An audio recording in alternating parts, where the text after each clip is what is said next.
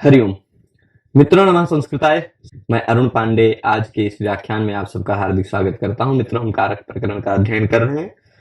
वैयाकरण सिद्धांत कौमुदी के अनुसार कारक प्रकरण के अध्ययन में हम षष्ठी विभक्ति के कुछ सूत्रों का अध्ययन कर रहे हैं। उसी क्रम में आज षष्ठी विभक्ति के कुछ 2-3 सूत्र बचे हैं, जिससे षष्ठी विभक्ति समाप्त हो जाएगी, फिर सप्तमी विभक्ति केवल बचेगी। तो षष्ठी विभक्ति के ये 2-3 सूत्र हैं। एक है कृत्यानाम कर्तरि वा, इसको पढ़ लेंगे और इसके बाद तुल्यार्थैरतुलोपमाभ्याम तृतीयान्यतरस्याम है, और फिर एक सूत्र है चतुर्थी चाशिष्यायुष्य मद्र भद्र कुशल सुखार्थ हितैः। ये उपपद विभक्तियां। पर ये क्या कह रहा, कृत्यानाम कृत्य प्रत्ययों का प्रयोग। कृत्य प्रत्यय क्या होता है, कृत्य प्रत्यय कितने होते हैं ये भी जान लेते हैं। पहले कृत्य क्या है, 7 प्रत्यय हैं। कुल कितने हैं? 7। कौन कौन है? तव्यत, तव्य, अनियर, क्यप, यत, ण्यत और केलिमर। ठीक, तव्यत, तव्य, अनियर ये तीनों एक ही सूत्र से होते हैं। उसी सूत्र के अंतर्गत वार्तिक में है केलिमर, 4 हो गया। यत, ण्यत, क्यप, ये कुल मिलाकर 7 प्रत्यय हैं, कृत्य प्रत्यय हैं। तो वो कृत्य प्रत्यय का प्रयोग सामान्यतः भाववाच्य या कर्मवाच्य में होता है। सामान्य नियम के आधार पर कृत्य प्रत्यय भाव अर्थ में या कर्म अर्थ में होते हैं, है ना। उन कृत्य प्रत्ययों का जो कर्ता है, कृत्य प्रत्ययों का प्रयोग होने पर जो कर्ता है, उस कर्ता में विकल्प से षष्ठी होगी। षष्ठी की अनुवृत्ति आ रही, बस विकल्प से षष्ठी होगी। किसमें षष्ठी होगी? कृत्य प्रत्ययांत जो शब्द है, कृदंत है, उस कृदंत के कर्ता में विकल्प से षष्ठी होगी। यह इस सूत्र का तात्पर्य है। कृत्यानाम कृत्य प्रत्ययान कृदंतानाम प्रयोगे कर्तरि वा षष्ठी स्यात्, कर्ता में विकल्प से षष्ठी हो जाती। तो कर्ता को पहले कृत्य प्रत्ययांत शब्द कौन कौन से ये खोजना पड़ेगा आपको उदाहरण में। उसका कर्ता क्या है ये जानना पड़ेगा, और उस कर्ता में आप देखेंगे कि षष्ठी भी है, तो आपको षष्ठी दिखाई पड़ जाएगी। पर जब षष्ठी विकल्प से नहीं होगी, क्योंकि षष्ठी कैसी हो रही है? विकल्प से हो रही है ना प्रभु। तो षष्ठी विकल्प से हो रही है। जब यह षष्ठी विकल्प से नहीं होगी तो कर्ता में कौन सी विभक्ति होगी? तो जब षष्ठी नहीं होगी तो कर्तृकरणयोः तृतीया से तृतीया हो जाएगी, क्योंकि कृत्य प्रत्यय कर्मवाच्य में होता है या भाववाच्य में होता है। कर्मवाच्य या भाववाच्य में होने के कारण कर्म या भाव उक्त रहता है, कर्ता अनुक्त रहता है, तो इसलिए कर्ता में तृतीया हो जाती है।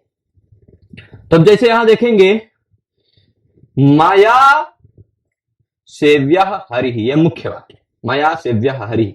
ये सेव्य एक शब्द है, सेव्य दिख रहा है, सेव्य, सेव्य में ण्यत प्रत्यय है, ण्यत शिव धातु है और रिहल और ण्यत सूत्र से ण्यत प्रत्यय लगा है, ठीक है। तो मया सेव्यः हरिः, ण्यत प्रत्यय लगा है ना। ण्यत प्रत्यय की विशेषता क्या है? यह कृत्य प्रत्यय है, कृत्य प्रत्यय का प्रयोग है। कृत्य प्रत्यय का प्रयोग हो तो इस सेवन क्रिया का कर्ता कौन है? मैं सेवन करूंगा, किसका सेवन करूंगा, किसकी सेवा करूंगा? हरि।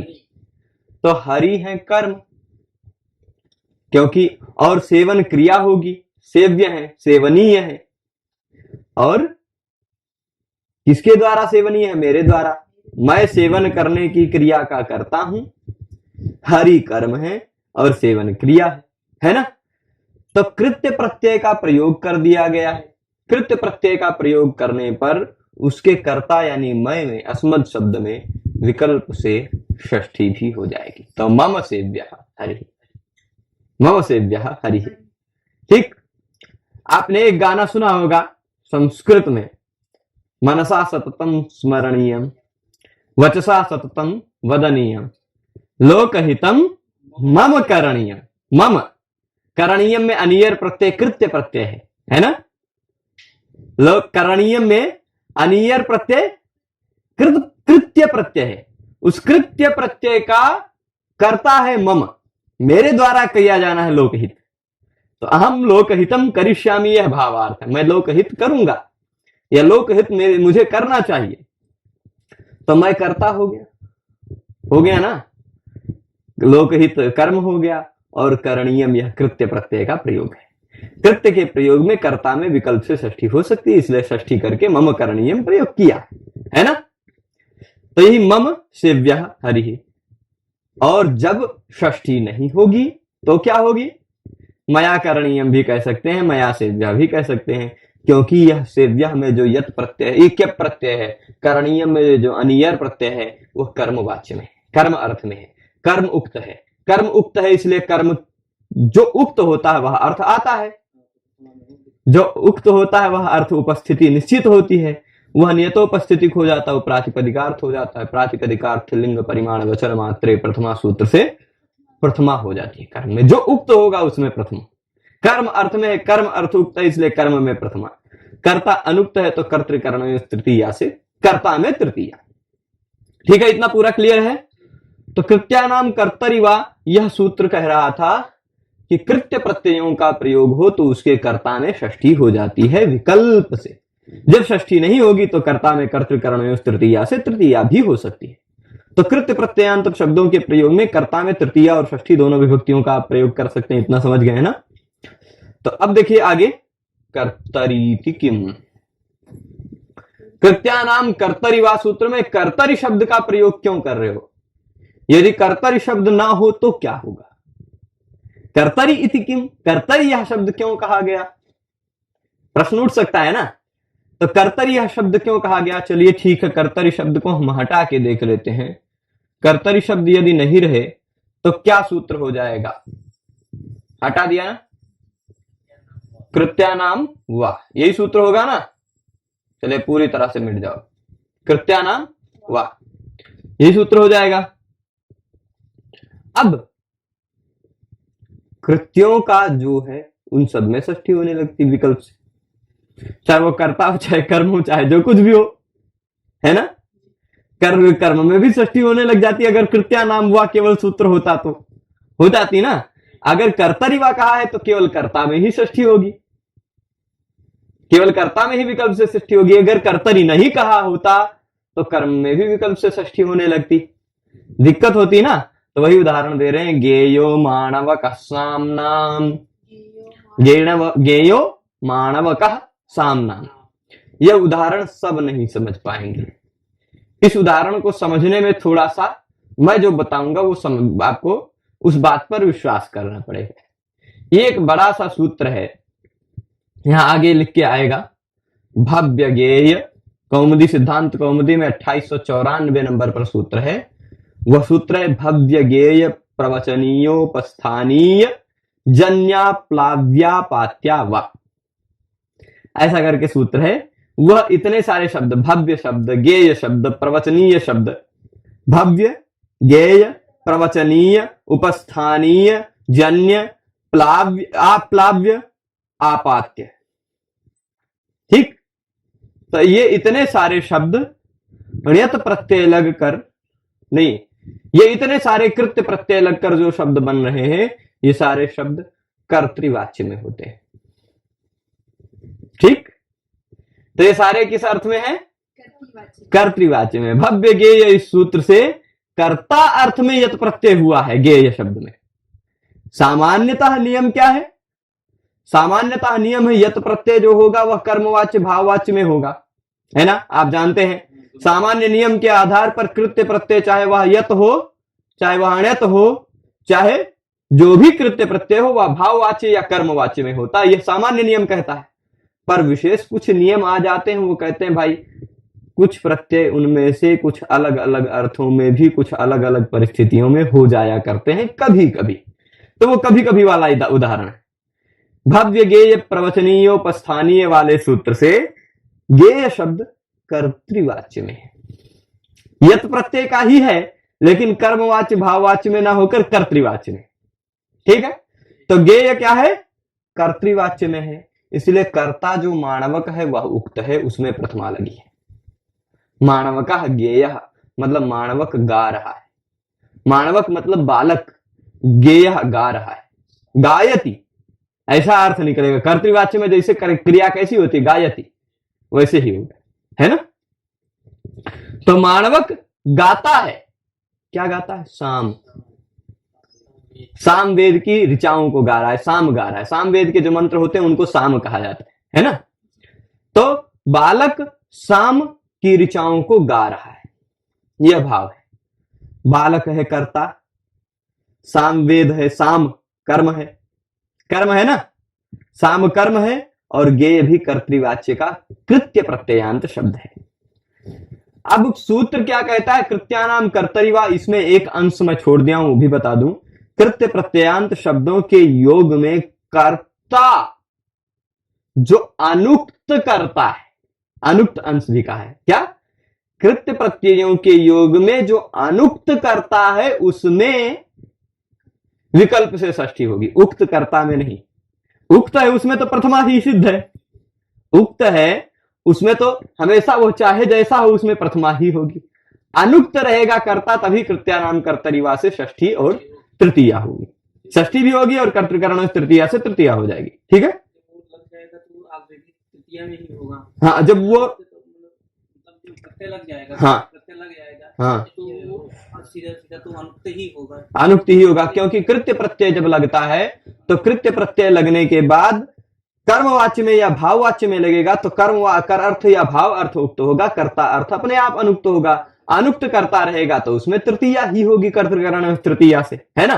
पर ये कृत्यानाम कर्तरिवा कहेगा कि अनुक्त करता है तो उसमें षष्ठी भी होगी, कृत्य प्रत्यय होंगे, है ना। इसलिए मया करणीयम मम करणीयम, मया सेव्यः मम सेव्यः हो जाएगा, मया गंतव्यम मम गंतव्यम, तो ये हो जाएगा। यहां पर इतना बता दिया। अब विशेष बात है, यदि कर्ता उक्त है तब तो षष्ठी नहीं होगी ना, तब तो तृतीया भी नहीं होगी, कर्ता उक्त इसलिए कर्ता में प्रथमा ही रहेगी।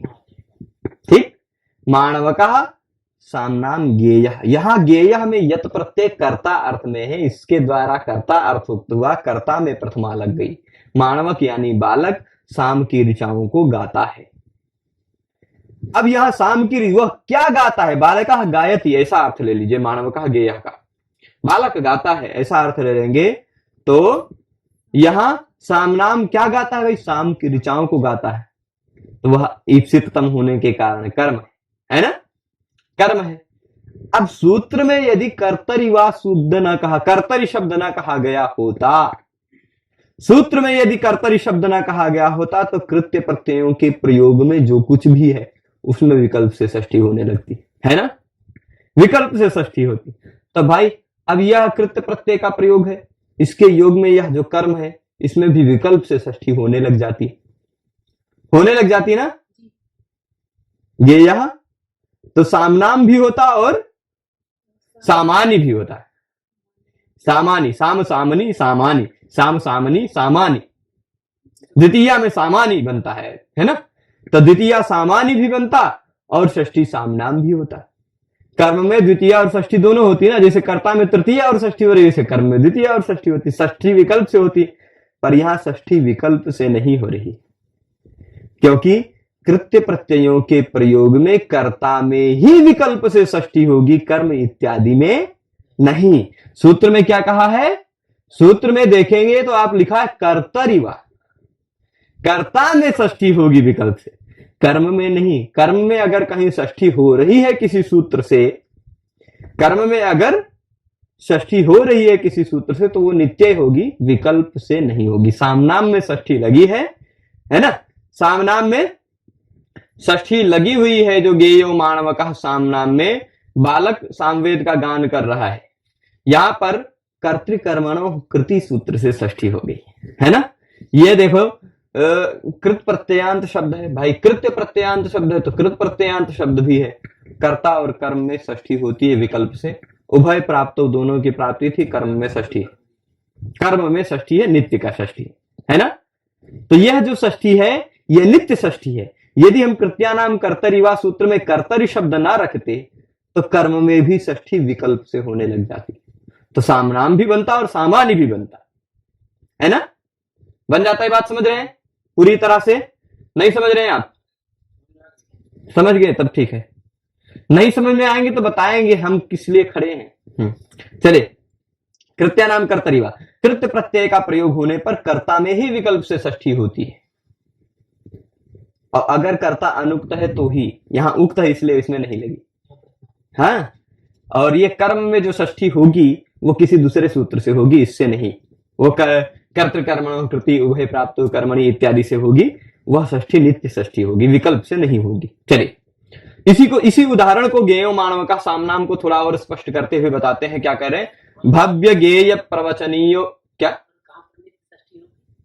नित्य षष्ठी कर्तृकर्मणो कृति से होगी ना, या उभय प्राप्त कर्मणि से होगी। कर्म में, कर्ता में तो विकल्प से होगी। ठीक है, भव्य ज्ञेय प्रवचनीयोपस्थानीय वाला जो सूत्र है, भव्य ज्ञेय प्रवचनीयोपस्थानीय जन्य आप्लाव्य आपात्या वा, ठीक, जन्याप्लाव्यापात्या वा, ऐसा करके सूत्र है।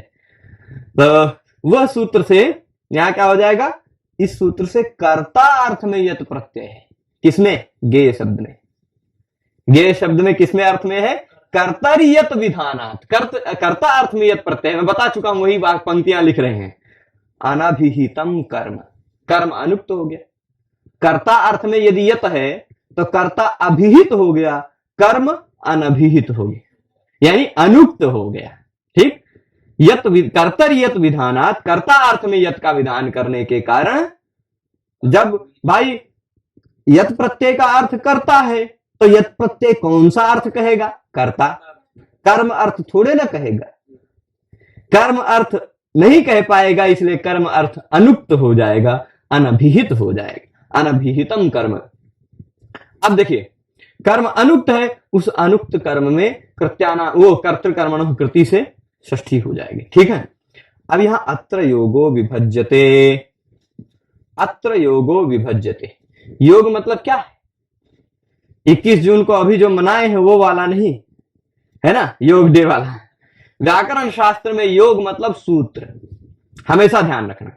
व्याकरण शास्त्र में योग का मतलब होता है सूत्र।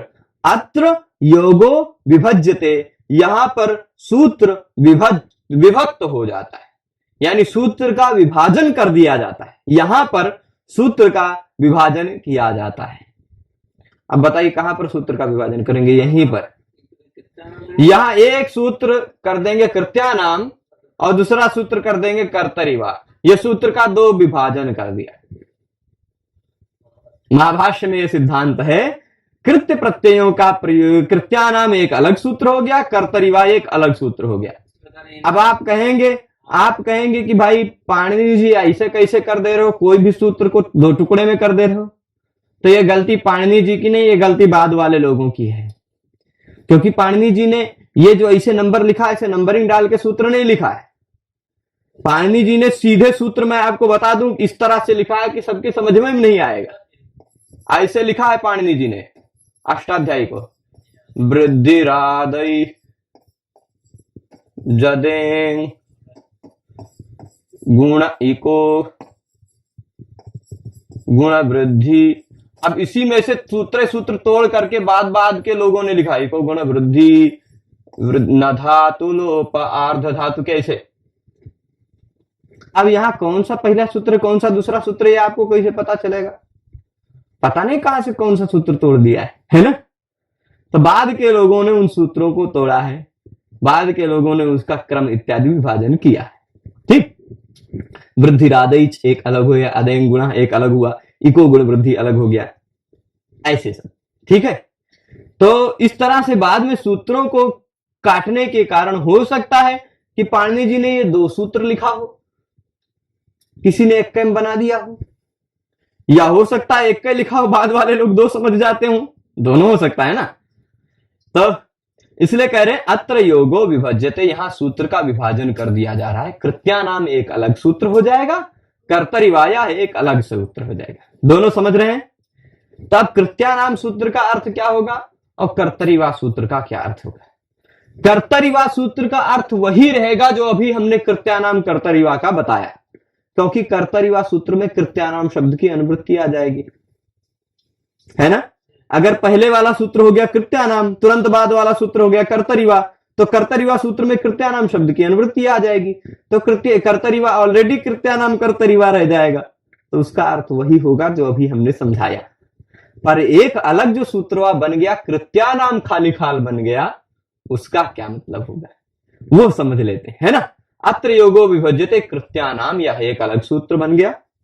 और इस कृत्यानाम शब्द में उभय प्राप्तौ कर्मणि सूत्र से उभय प्राप्तौ की अनुवृत्ति आएगी, है ना। उभय प्राप्तौ कर्मणि सूत्र से उभय प्राप्तौ की अनुवृत्ति आएगी। चलिए अभी हम कर्तरिवा को मिटा देते हैं, मान लीजिए, ठीक, ध्यान दीजिएगा। अभी हम कर्तरिवा को मान लीजिए मिटा देते हैं पूरी तरह से, खाली कृत्यानाम एक सूत्र है, ठीक, कृत्यानाम एक सूत्र है। अब इस कृत्यानाम, इस एक सूत्र में उभय प्राप्तौ कर्मणि सूत्र से उभय प्राप्तौ की अनुवृत्ति आ रही है। उभय प्राप्तौ कृत्यानाम, उभय प्राप्तौ कृत्यानाम न षष्ठी, षष्ठ कर्मणि न षष्ठी, या फिर ऐसे कह देंगे उभय प्राप्तौ न कृत्यानाम उभय प्राप्तौ न षष्ठी, यही तात्पर्य होगा। तो अब क्या हो जाएगा, कृत्य प्रत्ययों के योग में कर्तृकर्मण कृति, आप समझे हैं सूत्र, कर्ता और कर्म दोनों में षष्ठी होती है यदि कृत प्रत्यय का योग हो तो कृत्य प्रत्यय भी तो कृत प्रत्यय है ना, कृत्य प्रत्यय अलग थोड़े ना है कृत प्रत्ययों से, कृत्य प्रत्यय भी कृत प्रत्यय है। तो कृत्य प्रत्ययों के योग में भी कर्ता और कर्म में षष्ठी होनी चाहिए ना, होनी चाहिए ना। तो यहां कह रहे हैं कि उभय प्राप्तौ इस शब्द की अनुवृत्ति आ जाएगी, और न लोकाव्यय निष्ठा खलर्थत्र नाम सूत्र से न की अनुवृत्ति आ जाएगी, और षष्ठी से षष्ठी की अनुवृत्ति आ जाएगी, ठीक है। तो न षष्ठी, षष्ठी नहीं होगी कब, कृत्य प्रत्ययों के प्रयोग में दोनों के भी प्राप्ति हो रही हो षष्ठी, तो वो षष्ठी नहीं होगी। यह कृत्यानाम सूत्र का अर्थ हो जाएगा, है ना। तो कृत्यानाम का तात्पर्य हो जाएगा, यहां पर प्रथम सूत्र हो जाएगा कृत्यानाम। इस सूत्र में उभय प्राप्तो कर्मणि से उभय से प्राप्तो शब्द की अनुवृत्ति हो गई, न लोकाव्यय निष्ठा खलर्थत्र नाम से न की अनुवृत्ति हो गई, और फिर उसके बाद षष्ठी की भी अनुवृत्ति हो जाएगी। तो इसलिए इसका अर्थ क्या हो जाएगा, यदि कर्ता और कर्म दोनों में षष्ठी की प्राप्ति है, उभय प्राप्त हो, कर्ता में भी षष्ठी हो रही है, कर्म में भी षष्ठी हो रही है, कब, कर्तृकर्मणो कृति से, है ना। तो उभय प्राप्त हो, दोनों में यदि कर्ता षष्ठी की प्राप्ति हो रही हो तो कृत्य प्रत्ययांत के योग में षष्ठी का निषेध होता है ना। दोनों में षष्ठी प्राप्त हो रही हो तो कृत्य प्रत्ययों के योग में षष्ठी नहीं होती, ठीक, कहीं कर्तरी नहीं है। अभी कृत्यानाम सूत्र है, अलग सूत्र है, कर्तरिवा तो अभी बाद में आएगा, कर्तरी तो कर्तरिवा कृत्य प्रत्ययों के योग में दोनों में जो षष्ठी प्राप्त है वो दोनों में षष्ठी नहीं होगी, ठीक। यह इस कृत्यानाम सूत्र का अर्थ होगा, मतलब ना तो कर्ता में षष्ठी होगी ना तो कर्म में षष्ठी होगी। यह अभी तक अर्थ निकल के आया इस सूत्र का। पर इसके बाद वाला सूत्र आएगा, कहेगा कर्तरिवा, कर्ता में विकल्प से षष्ठी, ठीक। कर्तरिवा सूत्र वो कह देगा कर्ता में विकल्प से होगी, कर्म में नहीं होगी, ठीक, कर्म में नहीं होगी, कर्म में तो निषेध कर ही रहा है, ठीक है। तो अब देखिएगा, कृत्यानाम उभय प्राप्ताविति न इति च अनुवर्तिते, तीन तीन कृत्यानाम सूत्र बन गया, एक अलग सूत्र, उभय प्राप्तों की अनुवृत्ति हो रही है और न की अनुवृत्ति हो रही है। तो न की अनुवृत्ति हो रही, उभय प्राप्तों की अनुवृत्ति हो रही है, तो पूरा सूत्र क्या हो गया, उभय प्राप्तौ कृत्यानाम षष्ठी न भवति। दोनों की प्राप्ति हो, कर्ता और कर्म दोनों में षष्ठी हो रही हो तो कृत्य प्रत्ययों के प्रयोग में कर्ता और कर्म दोनों में षष्ठी नहीं होती। ये इस सूत्र का पूरा निष्कर्ष हुआ, ठीक। अब आगे सूत्र आ जाएगा कर्तरिवा, तो कर्ता में हो जाएगी, ठीक, यानी कर्म में नहीं होगी, ठीक है। कर्म में इस सूत्र से षष्ठी नहीं होगी, यही इस सूत्र का फिर निष्कर्ष आएगा। जैसे अब एग्जाम्पल क्या दे रहे हैं, तेन नेतव्या व्रजम गावः कृष्णेन। चलिए अब इसका अर्थ बता दें, कृष्ण है व्रज में गायों को ले जाएंगे, है ना। कृष्ण कहां ले जाएंगे गायों को, व्रज में ले जाएंगे, व्रज भूमि में रहते थे ना कृष्ण भगवान। तो एक मिनट में इसको थोड़ा सा समझाने के लिए यहां मिटा देता हूं और यहां लिख देता हूं, यहां नी धातु कैसा है? द्विकर्मक है। समझ रहे हैं ना? नी धातु 16 जो अकथितम च सूत्र में 16 धातुएं कही गई थी, नी ह्री कृष वह, उसमें 13वें नंबर की धातु नी धातु है ना। तो इसका अगर हम कर्तृवाच्य में वाक्य लिखें, यदि हम इसको कर्तृवाच्य में वाक्य लिखें तो ये क्या है? कृष्णा। समझ लीजिए, कृष्णा व्रजम, एक मिनट, कृष्णा व्रजम गाह नयति। नारायण, तो पूरा चौपट होने लगा। चलिए ठीक है, पूरा एक बार क्लियर कर देते हैं और फिर उसके बाद यहां देख लीजिए, कृष्णा व्रजम, ये प्रजम मत पड़ेगा, व्रजम है, गाह नयति, गाम गाओ गाह, बहुत सारे बहुवचन में गाह द्वितीय बहुवचन बनता है, गाम गाओ गाह। तो कृष्ण व्रजम गाह नयति, यदि यही नयति, क्योंकि तिप प्रत्यय कर्तृवाच्य में इसलिए कृष्ण प्रथमा हो गया है, परंतु यदि यही नयति ना हो करके, यही भाई उभय द्विकर्मक धातु है, यदि यही नयति ना हो करके नेतव्य प्रयोग हो गया हो, तो नेतव्य प्रयोग हो गया हो तो कर्ता, कर्ता क्योंकि तव्यत प्रत्यय कर्तृवाच्य में होता नहीं, कर्मवाच्य में है, तो कर्ता भाई, कर्ता में ऑलरेडी कर्ता अनुक्त हो गया, तो कर्ता में तृतीया हो जाएगी, कृष्णेन। ठीक, कृष्णेन।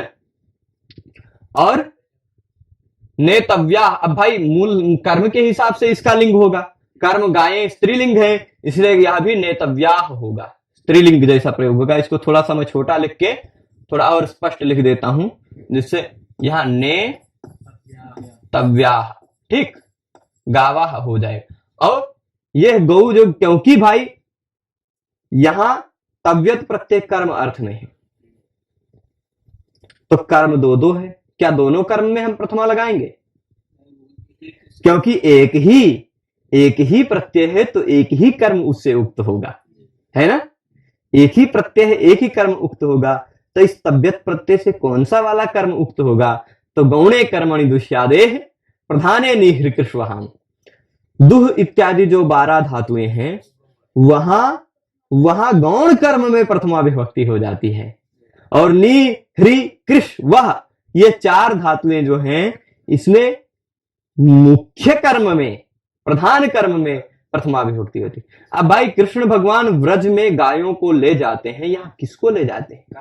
गाय को ले जाते हैं। गायें मुख्य कर्म है, मुख्य कर्म गाय है, इसलिए मुख्य कर्म प्रधान कर्म में प्रथमा विभक्ति हो जाएगी। तो गाव, जो गौ गाव था बहुवचन द्वितीया, वह गावह हो गया, गावह व्रजम नेतव्या कृष्णेन, वो पूरा बन गया उदाहरण में, कृष्णेन व्रजम गावह नेतव्या, नेतव्या या विसर्ग का लोप हुआ है।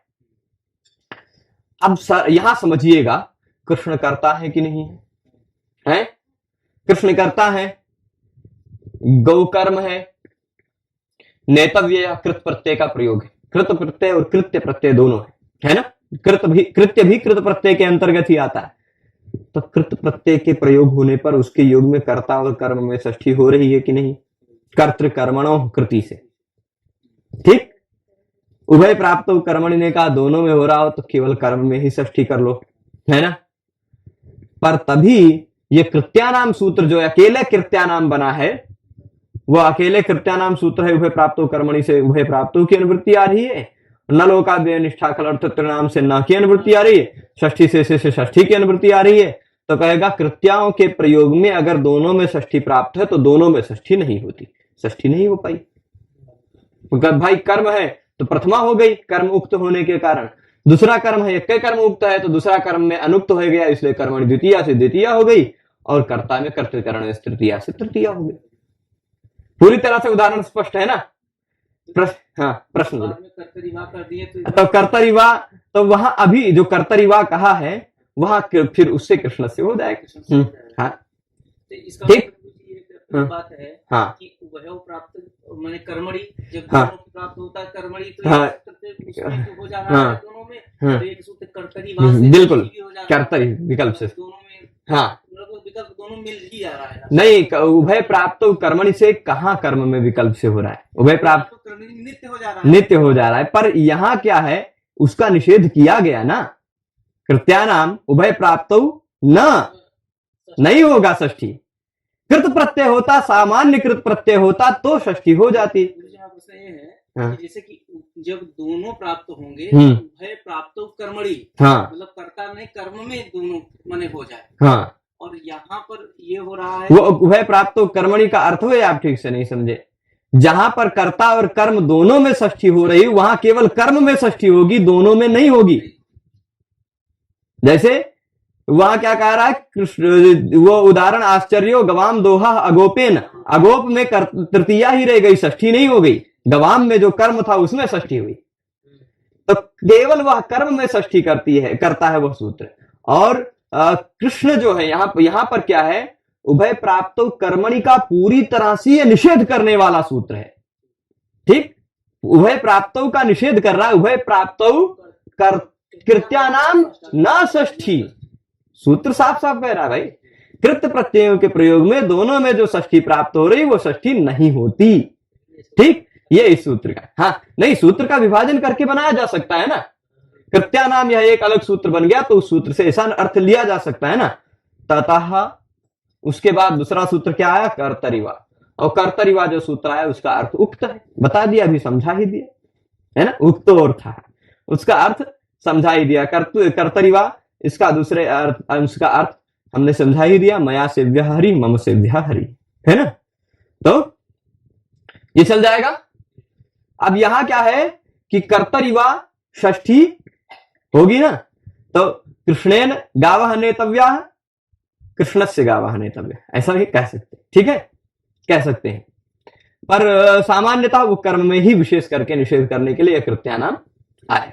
ठीक है, तो ये उक्तो अर्था हो जाएगा, कोई आपत्ति नहीं ना इसमें में। अब उपपद विभक्ति आ रही, षष्ठी में उपपद विभक्ति और दूसरी विभक्ति भी है। षष्ठी विभक्ति ही नहीं और दूसरी भी विभक्ति। तुल्यार्थै रतुलोपमाभ्याम तृतीयान्यतरस्याम। ठीक, विकल्प से अन्यतरस्याम यानी विकल्प से तृतीया होती है, यानी षष्ठियों होती है।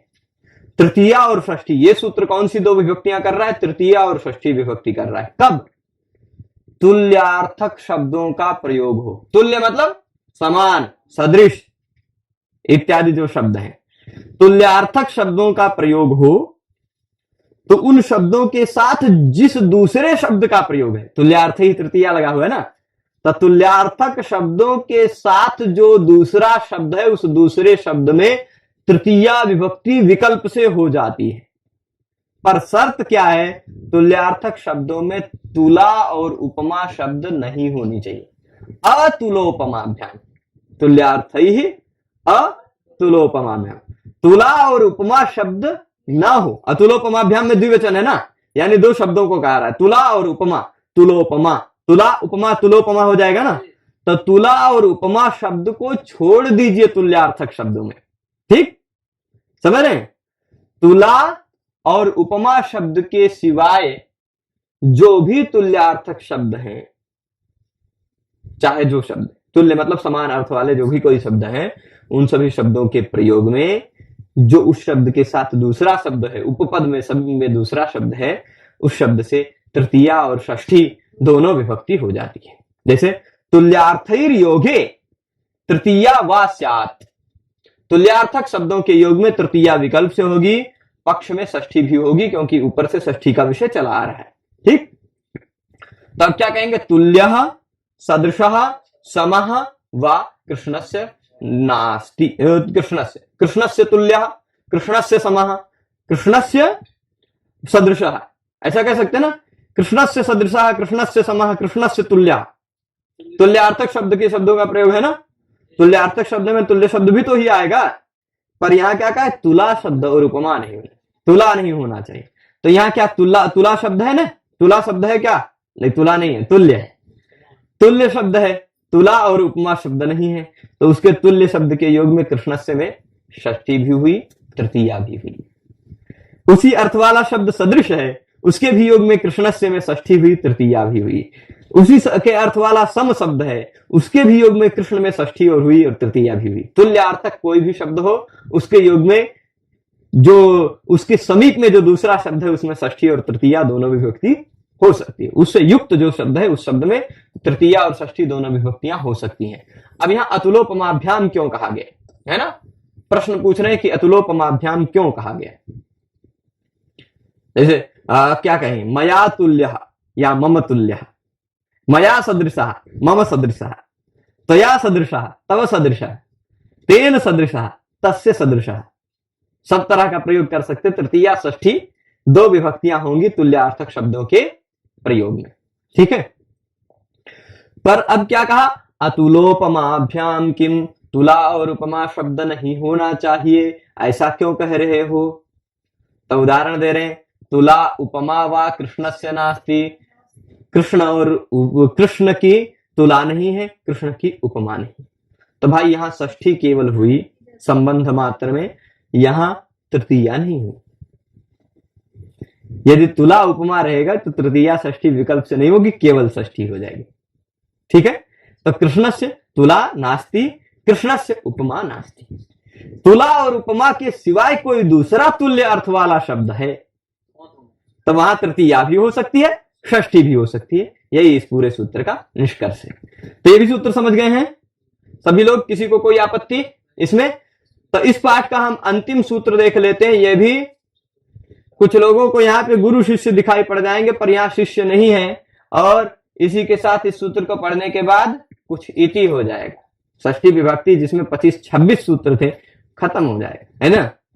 तो चतुर्थी चा शिष्यायुष्य भद्र मद, चतुर्थी चा शिष्यायुष्य मद्र भद्र कुशल सुखार्थ हितैहि, बहुत सारे लिस्ट दी गई है।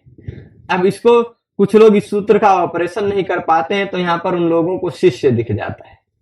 चतुर्थी चा शिष्य आयुष्य, शिष्य के आयुष्य बढ़े ऐसा कुछ अर्थ मत लीजिएगा।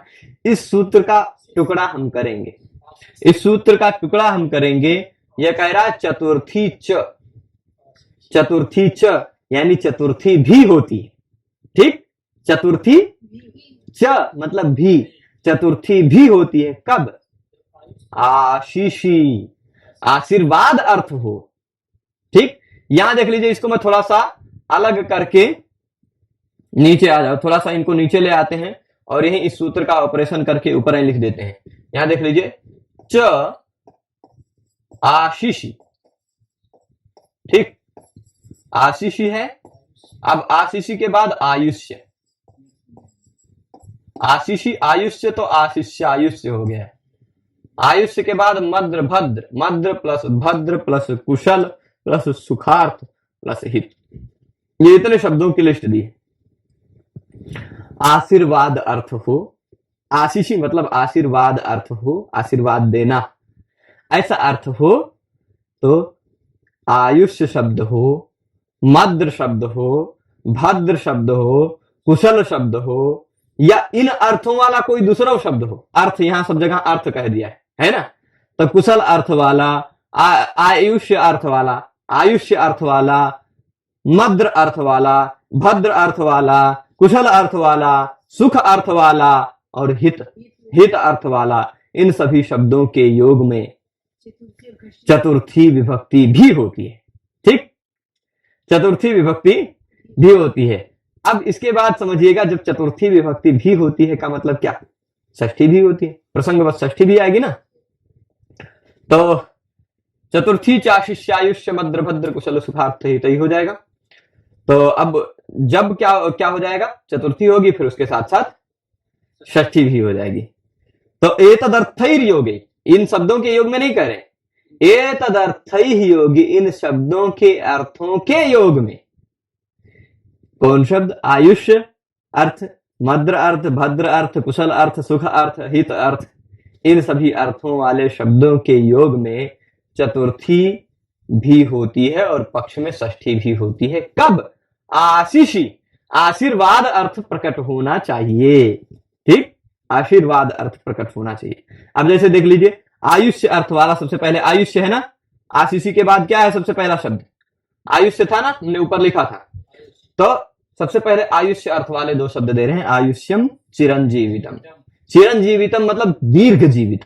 तो भाई जब दीर्घ कब जिएगा, जब आयुष्य रहेगा, है ना। तो आयुष्य अर्थ वाला ही चिरंजीव शब्द, चिरंजीवित शब्द है।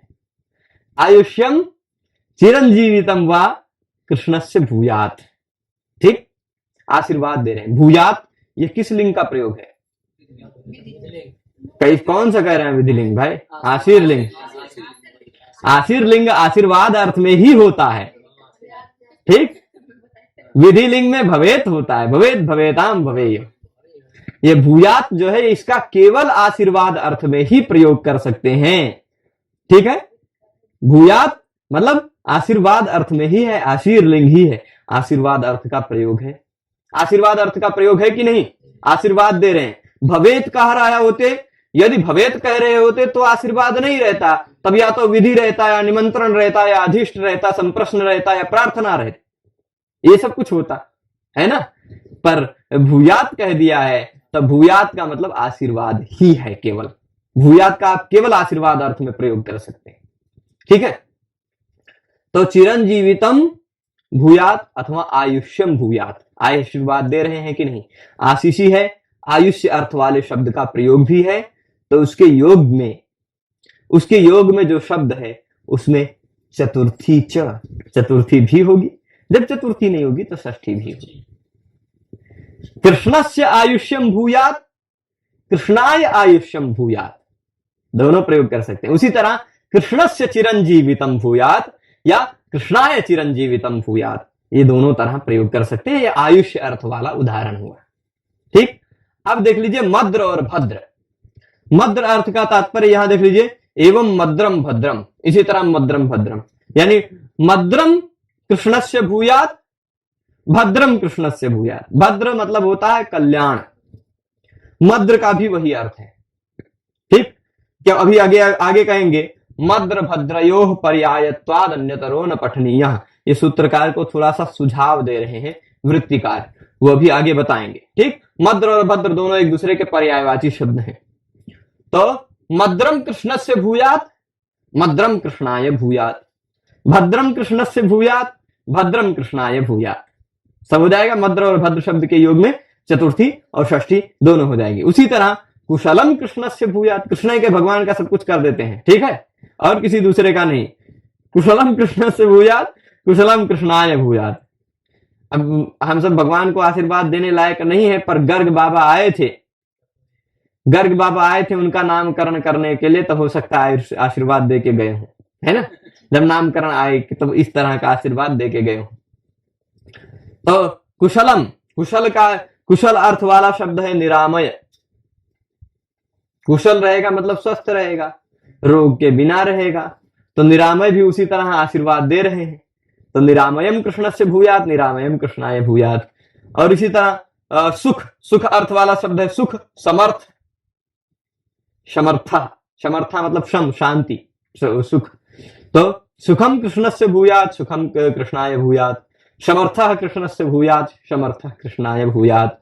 अब इसी तरह नहीं, शम, शम कृष्णस्य, कुछ यह शम नहीं, शम है, समर्था नहीं, शम है अलग और अर्थः अलग है। ठीक, तो कुशलम कृष्णस्य भूयात, कुशलम कृष्णाय भूयात, सुखम कृष्णस्य भूयात, सुखम कृष्णाय भूयात, शम कृष्णस्य भूयात, शम कृष्णाय भूयात। और अर्थः है वो हित अर्थ वाला है। हित, हित का अर्थ होता है प्रयोजन, हित, अर्थ, पथ्य इत्यादि सब उस अर्थ में है। ठीक, तो अर्थः कृष्णस्य भूयात, अर्थः कृष्णाय भूयात। अर्थ, ये अर्थ। प्रयोजनम कृष्णस्य भूयात, प्रयोजनम कृष्णाय भूयात, ये सब आशीर्वाद दे रहे। हितम कृष्णस्य भूयात, हितम कृष्णाय भूयात। पथ्यम, पथ्यम कृष्णस्य भूयात, पथ्यम कृष्णाय भूयात। ये सारा आशीर्वाद दे दिया, इतना सारा।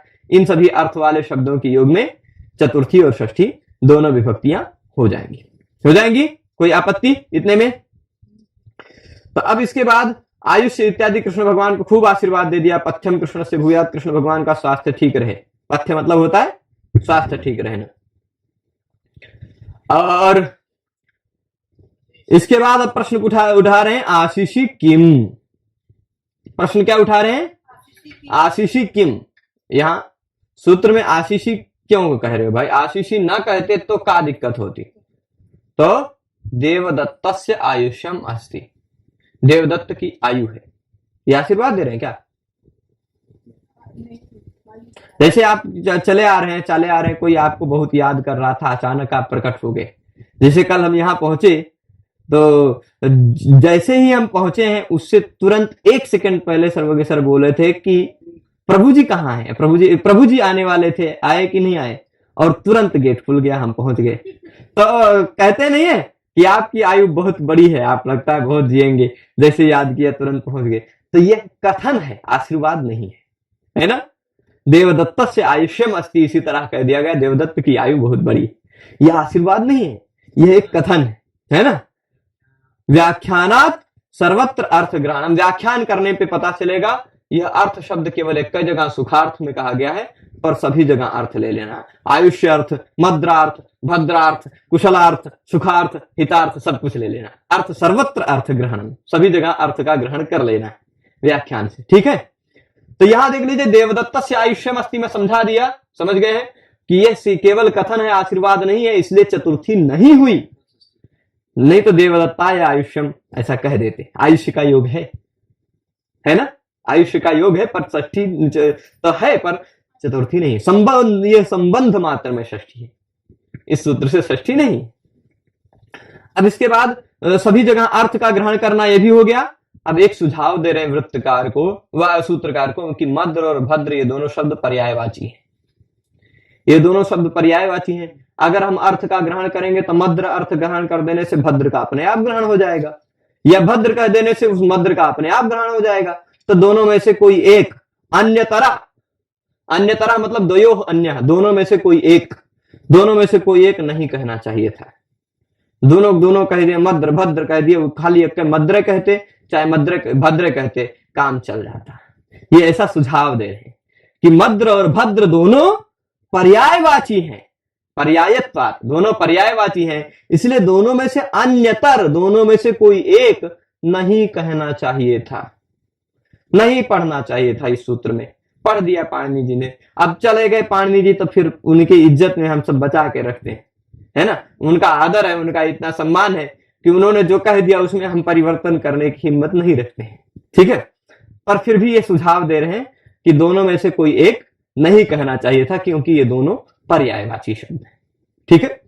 तो इस तरह से षष्ठी विभक्ति का हमने पूरा पाठ देख लिया। इसके बाद के पाठ में हम सप्तमी विभक्ति और उससे संबद्ध सूत्रों को देखेंगे। आप सभी लोग पूरे पाठ में जुड़े रहे, इसके लिए सभी को बहुत बहुत धन्यवाद। नमः संस्कृताय।